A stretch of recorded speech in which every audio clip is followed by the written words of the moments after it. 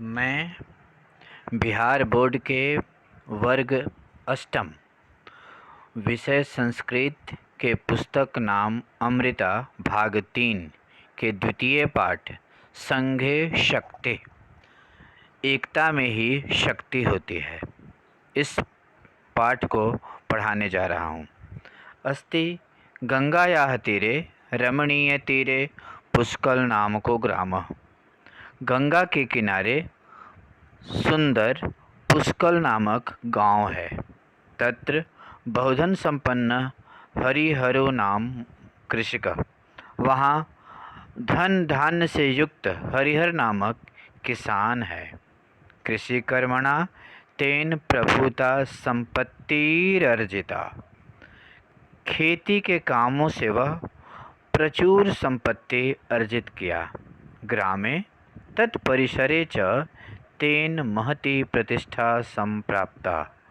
गांव में और उसके आसपास में उसकी बहुत अधिक प्रतिष्ठा थी।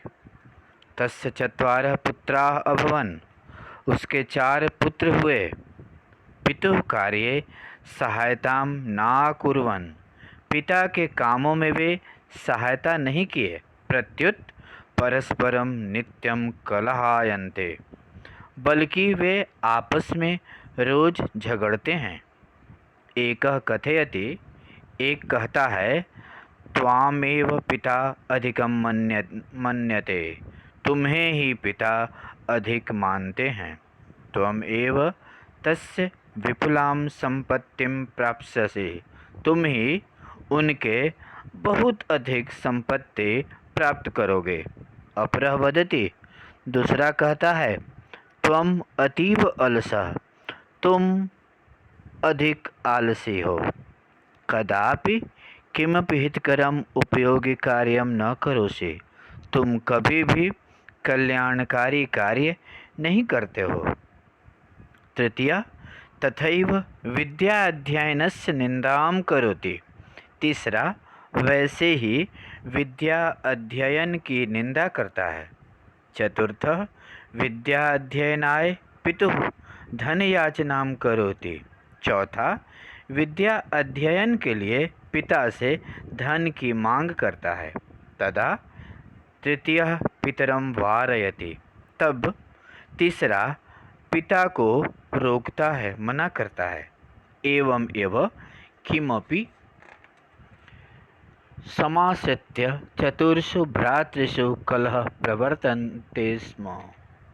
इस प्रकार कुछ भी आश्रय लेकर चारों भाइयों में परस्पर झगड़ा होते थे। अनेन बुद्धिमान पिता सततम चिंतितस्तिष्ठते।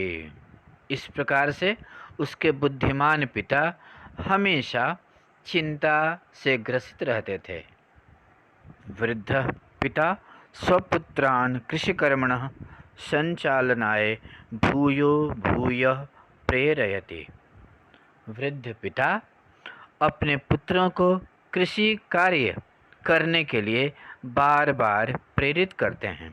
किंतु सर्वेपि अलसाः न शृण्वन्ति। किंतु सभी आलस्य के कारण नहीं सुनते हैं। एकदा स वार्धक्य जनितेन रोगेण ग्रस्तः। एक बार वे बुढ़ापा से उत्पन्न रोग से ग्रसित होकर शय्यासीनो जातः, बिछावन पर लेटे हुए थे। सह कलहायमानेषु पुत्रेषु। वे झगड़ा में लगे हुए पुत्रों को संघबद्धताया, एकता की शक्ति के महत्वस्य बोधनाय, एकता की शक्ति के महत्व को बताने के लिए उपायम अचिंतयत, उपाय सोचे। सर्वान् अपि पुत्रान् आहूय, वे सभी पुत्रों को बुलाकर सह एकस्मै सुबद्धं दंडचतुष्टयं दत्वा प्राह।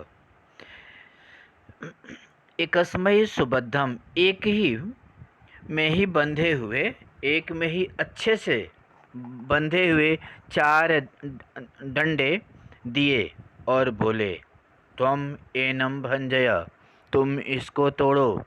सह कथमपि भंगतुम न शक्नोत, वे किसी प्रकार से भी उसे तोड़ नहीं सके। तदा तभी अपरः पुत्रः तथैव आदिष्टः, दूसरे पुत्र को भी वैसा ही आदेश दिया।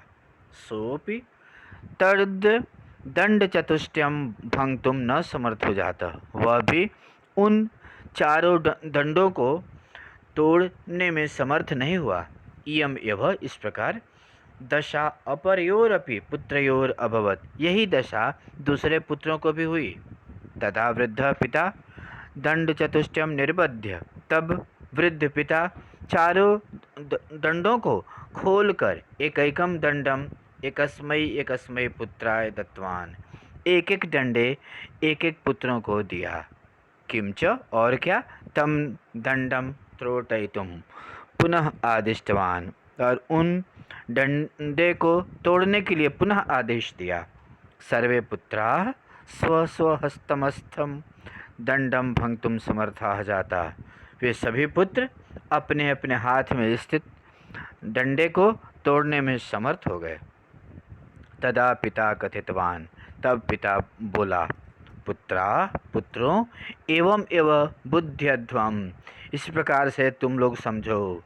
यदि यूयम पृथक पृथक तिष्ठतः, यदि तुम सब अलग अलग रहते हो, तदा कश्चित शत्रु युष्माकम एकैकान विनाशयिष्यति, तब कोई भी शत्रु तुम सबों को एक एक करके नष्ट कर देगा।